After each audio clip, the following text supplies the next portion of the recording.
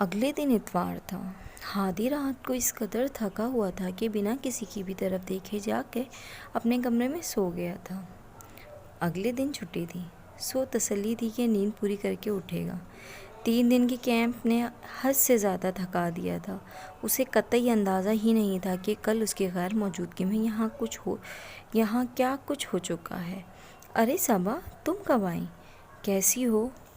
فاخر کیسا ہے؟ ناشتے کی ٹیبل پہ اسے صبا کو دیکھ کر خوشگواری سے حیرت بھی ہوئی تھی۔ اس نے پاس والی چیئر پہ بیٹھی عنایا کو پیار کر کے اٹھا کر اپنی گود میں بٹھا لیا تھا۔ میں بالکل ٹھیک ہوں، اور فاخر بھی بالکل خیریت سے ہیں۔ آپ سنائیں بھائی، آپ کیسے ہیں؟ صبا نے مسکرا کر کہتے ہوئے پراٹھا اٹھا کر اس کی طرف پلیٹ میں رکھا تھا۔ اس کا انداز نارمل ہی تھا، جیسے کچھ ہوا ہی نہ ہو۔ چاچو، میمونہ آپی چلی گئی ہیں۔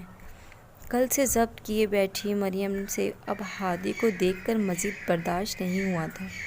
میمونہ کے جانے سے وہ پھر سے خود کو تنہا محسوس کرنے لگی تھی۔ وہ سب میمونہ سے اس قدر مانوس ہو چکے تھے کہ اس کے لیے کل کا دن اور رات کیسے گزری تھی یہ صرف وہ جانتی تھی۔ مریم سارے رات شیزا اور واسی کے ساتھ جاگتی رہی۔ وہ دونوں بار بار اٹھ جاتی تھیں۔ شیزا تو میمونہ سے لپٹ کر سوئی تھی، اس کے بنا اسے نیند ہی نہیں آتی تھی۔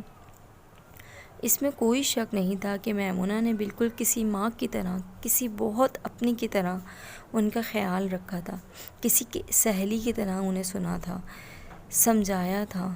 مریم، صبا نے اسے آنکھوں کے اشارے سے خاموش رہنے کو کہا تھا، مگر بات اب اس کے منہ سے نکل چکی تھی، اور ہادی کو مریم کی آنکھوں میں بے چینی صاف نظر آ رہی تھی۔ تم ناشتہ کرو ہادی، بچے تو بس۔ صبا نے ہادی کو پھر سے اپنی طرف متوجہ کرنے کی کوشش کی، مگر وہ بچہ نہیں تھا، اتنی بڑی بات نظر انداز کر دیتا۔ مریم، کہو آپ، بیٹا کیا کہہ رہی ہو؟ کہاں گئی ہیں میمونہ؟ ہادی نے صبا کی بات کو نظر انداز کرتے ہوئے پھر سے مریم سے پوچھا تھا۔ یکدم ہی اس کے دل میں کچھ غلط ہونے کا احساس ہوا تھا، وگرنہ ایسا کیسے ممکن تھا کہ میمونہ اسے بتائے بنا کہیں چلی جائے؟ اور امی کہاں ہیں؟ وہ ناشتہ کیوں نہیں کر رہی؟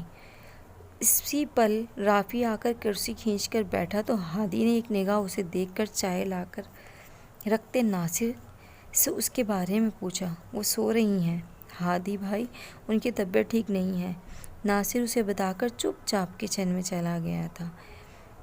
ایک میمونہ کے چلے جانے سے وہ سبھی بے حد اداس تھے، کیونکہ وہ پورے خلوص سے سب کا خیال رکھتی تھی۔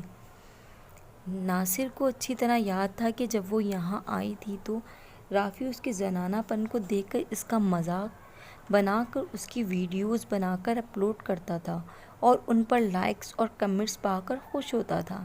ناصر کو بھی پہلے پہل وہ سب بہت اچھا لگتا تھا، وہ اسے اپنا کوئی فن سمجھتا تھا، لیکن پھر جب لوگوں کے مذاق اڑانے والے کمنٹس آتے اور رافی انہیں پڑھ کر اسے سنا کر خوش ہوتا ہنستا تھا، تب ناصر کو برا لگنے لگا تھا، اسے اپنی تذلیل محسوس ہونے لگی تھی، مگر پھر بھی وہ رافی کو ایسے کرنے سے روک نہیں پاتا تھا۔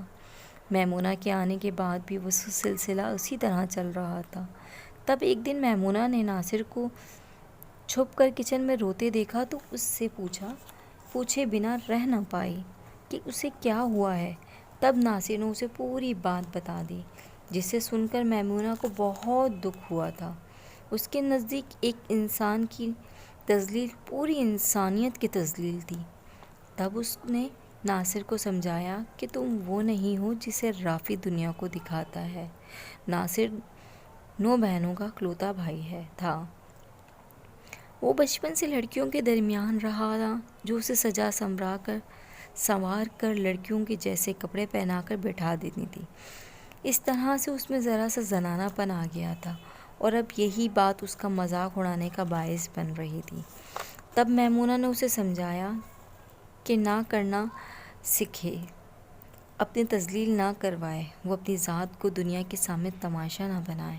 اسی وجہ سے اس کے ماں باپ نے اسے یہاں چھوڑا تھا، تاکہ وہ یہاں رہ کر کچھ بن جائے، کچھ کما لے۔ اسی لیے ماں باپ کے بعد اور بہنوں کے اپنے اپنے گھر کا ہو جانے کے بعد بھی وہ یہیں کا ہو کر رہ گیا۔ ہادی نے اسے پرائیویٹ میٹرک بھی کروایا تھا، آگے بھی پڑھنے کو کہا، مگر اس کا دل نہیں لگا۔ اس دن ناصر نے رافی کو پہلی بار اپنی ویڈیو بنانے سے روکا تھا، جس پہ وہ بہت خفا ہوا تھا۔ ناصر اس کے لیے محض تفریح کا ذریعہ تھا، جس کے ذریعے وہ لوگوں کو انٹرٹین کرتا تھا۔ تب ناصر کو احساس ہوا کہ وہ بھی ایک نارمل انسان ہے، ایک کارآمد انسان، جو بے شک دوسروں کے گھروں میں کام کر کے اپنا گھر چلاتا ہے، مگر وہ حلال کماتا ہے اور کسی کے سامنے ہاتھ نہیں پھیلاتا، اور اسی لیے کسی کو بھی حق نہیں کہ اس کی تذلیل کرے۔ اور یہ احساس دلانے والی میمونہ ہی تھی۔ اب وہ آگے پڑھنے کی تیاری بھی کر رہا تھا، اسی لیے وہ میمونہ کو بہت قابل احترام اور اپنی بہنوں سے بھی بڑھ کر سمجھتا تھا۔ اسے بہت تکلیف ہوئی تھی جب رافی اور صبا نے اتنا بڑا الزام، بے بنیاد الزام لگا کر گھر سے نکال دیا تھا، محض اپنی ضد میں، مگر وہ بھی مجبور تھا، علاوہ چپ رہنے کے اور کچھ نہیں کر سکتا تھا۔ کوئی مجھے بتائے گا کہ آخر اس گھر میں ہو کیا رہا ہے؟ اس گھر کے در و دیوار نے پہلی بار ہادی کی اتنی اونچی آواز سنی تھی۔ بچے خاموشی سے اسے دیکھ رہے تھے۔ ان تینوں نے پہلی بار ہادی کو اس قدر غصے میں دیکھا تھا۔ میں بتاتی ہوں کہ کیا ہوا ہے۔ چوری کی تھی تمہاری اس چہتی میمونہ نے، جس کے تم گن گاتے نہیں تھکتے۔ صبا کی بات نے ہادی کو حیرت میں ڈال دیا تھا۔ یہ ایک قطعی ناقابل یقین بات تھی جو اس وقت وہ سن رہا تھا۔ چوری؟ اس کے لب دھیرے سے ہلے تھے۔ ہاں چوری۔ پھر صبا اور رافی نے پوری کہانی اسے خوب مرچ مسالہ لگا کر سنا دی تھی، جسے سن کر ہادی سچ میں سر پکڑ کر بیٹھ گیا تھا۔ میمونہ کے بارے میں کوئی بھی ایسی بات وہ اپنے گمان کی آخری حد پہ جا کر بھی نہیں سوچ سکتا تھا۔ اس لڑکی کو اس نے مشکل سے مشکل حالات میں بھی کبھی کمزور پڑتے نہیں دیکھا تھا، تو پھر اب کیسے؟ ایسے کیسے ہو سکتا ہے؟ میں نہیں مانتا اس بات کو۔ کم از کم آپ لوگ میرے آنے کا انتظار تو کرتے۔ اسے میں لایا تھا نا اس گھر میں، پھر آپ لوگوں اسے مجھ سے پوچھے بغیر کیسے نکال سکتے ہیں؟ اور امی وہ کہاں تھی اس وقت؟ ہادی نے بمشکل خود کو کنٹرول کیا۔ اس کی سمجھ میں نہیں آ رہا تھا کہ وہ اس سچویشن میں کیا کرے۔ بیٹا میں نے تو انہیں بہت روکا تھا کہ میمونہ ایسی بچی نہیں ہے، مگر امی ان کی تیز آواز سن کر ویل چیئر دھکیلتی کمرے سے باہر آئیں۔ ہاں تو اگر وہ ایسی نہیں تھی، یوں خاموشی سے اپنا سامان اٹھا کر کیوں چلتی بنی؟ اگر اتنی سچی تھیں تو یہاں رہ کر مقابلہ کرتی، نہ اپنی صفائی میں کچھ تو کہتی۔ تو کیا اس کے پاس سے امی کے کنگن ملے؟ ہادی نے تلاشی لہجے میں ان دونوں سے پوچھا تھا۔ وہ جانتا تھا کہ وہ دونوں ہی میمونہ کو پسند نہیں کرتے تھے۔ جواباً وہ دونوں ہی خاموش رہے تھے۔ میں کچھ پوچھ رہا ہوں آپ دونوں سے، یقیناً نہیں ملے ہوں گے، کیونکہ میں مان ہی نہیں سکتا کہ میمونہ کبھی ایسا کر سکتی ہے۔ وہ کرسی دھکیل کر اٹھ کھڑا ہوا تھا۔ ٹیبل پر ناشتہ یوں ہی دھرا تھا۔ اب وہ کہاں ڈھونڈے گا میمونہ کو؟ وہ ان کے بارے میں کیا سوچتی ہوگی کہ وہ لوگ کیسے ہیں؟ تو آپ کو اس سے اتنی ہمدردی کیوں ہو رہی ہے؟ آخر ایک ملازمہ ہی تو تھی۔ وہ ہمارے اور ملازموں کے ساتھ ایسے واقعات ہوتے رہتے ہیں۔ صبا کی کاٹدار لہجے نے ہادی کو غصے کے ساتھ دکھ میں مبتلا کر دیا تھا۔ کتنی حقارت سے وہ میمونہ کا ذکر کر رہی تھی۔ انسانیت کے ناطے ہو رہی ہے ہمدردی، اور وہ کوئی غیر گری پڑی لڑکی نہیں تھی۔ اسے اس کی مجبوری یہاں کھینچ لائی تھی۔ آپ لوگ جانتے بھی ہیں کہ اس نے اس گھر کے لیے، ان بچوں کے لیے کیا کیا کیا ہے؟ اگر جانتے ہوتے نا تو کبھی بھی اس طرح سے گھر سے نہ نکالتے، یہ بھی نہیں سوچتے کہ وہ اکیلی لڑکی کہاں جائے گی، جبکہ سب کچھ اچھی طرح جانتے ہیں کہ یہاں کے علاوہ اس کا کوئی ٹھکانہ بھی نہیں ہے۔ اور کیسے یار، کیسے وہ اس دن ہادی کی زبانی وہ ساری باتیں سن کر میمونہ نے کس طرح مریم کو فیضان سے بچایا، شیزہ کو تنہائی کے ڈپریشن سے نکالا، اور رافی کے لیے وہ کتنی پازیٹیو ہے، اور امی کی صحت کو لے کر وہ اتنی فکر مند رہتی تھی، اور یہ اس کی دن رات کی بے لوث خدمت کا نتیجہ تھا کہ وہ اب ویل چیئر کا ساتھ اب آہستہ آہستہ چھوڑ رہی تھی اور اسٹرک کی مدد سے ہولے ہولے چل لیتی تھی، اور یہ سب میمونہ کی مدد سے ہی تھا۔ مگر اب تیر کمان سے نکل چکا تھا، زبان سے نکلی بات ان انسان کا کیا گیا ایک غلط فیصلہ اسے کس طرح تباہی کے دہانے پہ پہنچا سکتا ہے، اس بات کا اندازہ نادان انسان کو جلد ہی ہو جاتا ہے۔ رافی اور صبا بھی اس لمحے اپنی جگہ چور سے بن گئے تھے۔ یہ بھی حقیقت تھی کہ وہ کنگن میمونہ کے پاس سے نہیں ملے تھے۔ بعض دفعہ ہم کسی کو نیچا دکھانے کی خاطر اپنے ہی مقام سے اس قدر نیچے آ جاتے ہیں کہ ہمیں اندازہ ہی نہیں ہوتا۔ میمونہ کو اب حقیقت میں احساس ہوا تھا کہ وہ اکیلی ہے۔ خالہ کے گھر گزرے یہ 15 دن کسی بیہانہ خواب سے کم نہ تھے۔ خالہ پوری کوشش کرتی تھیں اس کا خیال رکھنے کی، مگر ان کے بس میں صرف یہی تھا۔ ان کے بچوں کا رویہ بھی واجبانہ سا ہی تھا۔ میمونہ کے ساتھ خالہ کی تیسرے نمبر کی بیٹی ملیحہ، جو میمونہ کی ہم عمر تھی، اس سے میمونہ کی تھوڑی بہت دوستی ہو گئی تھی۔ خالہ کا رویہ بہت ہتک آمیز تھا۔ وہ سب کے ایک ایک نوالے پر نگاہ رکھتے تھے،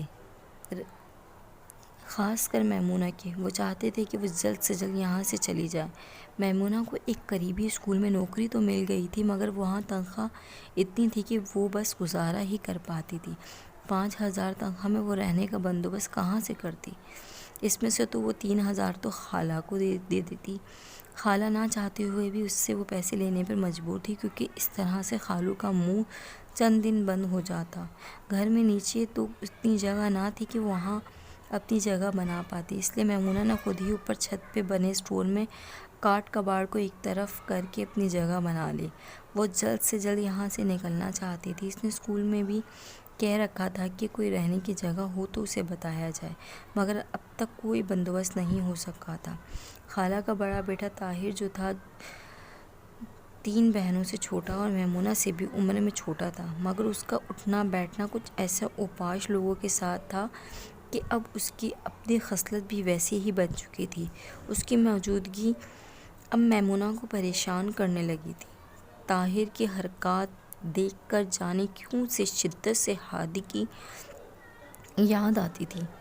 وہ اتنے مہینے ان کے گھر میں رہی، مگر اس نے کبھی اس کی حرکات تو دور اس کی نگاہ میں بھی ایسا کچھ محسوس نہ کیا جس سے وہ پریشان ہوتی۔ اور رافی نوجوانی کے جس دور سے گزر رہا تھا، وہاں ایسی باتیں عام تھیں۔ اسے سختی سے زیادہ صحیح رہنمائی کی ضرورت تھی، اور ناصر وہ تو تھا ہی بے زور سا۔ اس گھر میں 3 مردوں کے ہوتے ہوئے بھی میمونہ نے کبھی خود کو غیر محفوظ تصور نہیں کیا تھا، اور یہاں اپنے سے کم عمر ایک لڑکے کی حرکات اسے اضطراب میں مبتلا کر رہی تھیں۔ ادھر مطمئن صبا اور رافی بھی نہیں تھے۔ دن بدن ان کے ضمیر پہ بوجھ بڑھتا جا رہا تھا، اور ہادی کی تلاش بھی، مگر میمونہ کا کوئی اتا پتہ نہ تھا۔ نمبر بھی شاید وہ بدل چکی تھی، ایسے میں وہ اسے کہاں ڈھونڈے، اس کی سمجھ میں نہیں آ رہا تھا۔ گھر کا نظام پھر سے دھرم بھرم ہو چکا تھا۔ صبا بھی اب خود پر پڑی دوہری ذمہ داریوں سے گھبرانے لگی تھی، کیونکہ اتنے عرصے سے وہ اس گھر کی ذمہ داری سے بری و ذمہ ہو چکی تھی، اور میمونہ نے سب اچھا سے سنبھال لیا تھا۔ اب وہ اپنے گھر دیکھتی یا ماں کا۔ اسے اب احساس ہوا تھا کہ اس نے میمونہ کے علاوہ اپنے ساتھ بھی برا کر دیا۔ سسرال والے بھی اب باتیں کرنے لگے تھے۔ عنایہ بھی اب بڑی ہو رہی تھی، اسے بھی ماں کی زیادہ ضرورت تھی۔ رافی بھی پوری طرح سمیر کے پھیلائے ہوئے جال میں پھنس چکا تھا۔ سمیر رافی کے وہ پیسے جو اس نے امانت رکھے تھے، اب وہ واپس کرنے پر تیار نہ تھا، اور لائبہ کو بھی رافی کے نام پر ٹرپ کر رہا تھا۔ رافی کو جب یہ ساری باتیں پتہ چلیں تو وہ سمیر کی چالاکی پہ حیران رہ گیا۔ وہ دنیا میں ہر کسی کو غلط سمجھ سکتا تھا، مگر وہ سوچ بھی نہیں سکتا تھا کہ سمیر اس کے ساتھ ایسا کرے گا، اور یہ بات وہ کسی سے شیئر بھی نہیں کر سکتا تھا۔ ہادی کی پوری توجہ آج کل صرف میمونہ کو ڈھونڈنے میں پہ لگی تھی۔ وہ ایک بار اس سے مل کر اس سے معافی مانگنا چاہتا تھا، بھلے سے وہ واپس نہ آئے، بس ایک بار مل جائے، پتہ چل جائے کہ وہ کہاں ہے، کس حال میں ہے۔ اس کے پرانے محلے میں بھی ہو کر آیا، مگر وہاں تو وہ گئی ہی نہیں، مگر کہاں ہوگی، کس حال میں ہوگی۔ یہ سوچ ہی ہادی کے دل و دماغ کو کرب میں مبتلا کر دیتی تھی۔ دن گزرتے جا رہے تھے اور وہ ابھی تک کچھ نہیں کر پایا تھا۔ اس دن صبا کے دیور کی شادی تھی، سب لوگ وہیں گئے ہوئے تھے۔ تب ناصر گھر پہ تھا، پھر ہادی جو کہ ابھی بھی ڈیوٹی سے واپس آیا تھا اور اب اس کا وہاں جانے کا کوئی ارادہ بھی نہیں تھا۔ خلاف توقع آج رافی بھی ان لوگوں کے ساتھ تھا۔ اس کے کال پر رافی نے بتایا کہ وہ سب کے ساتھ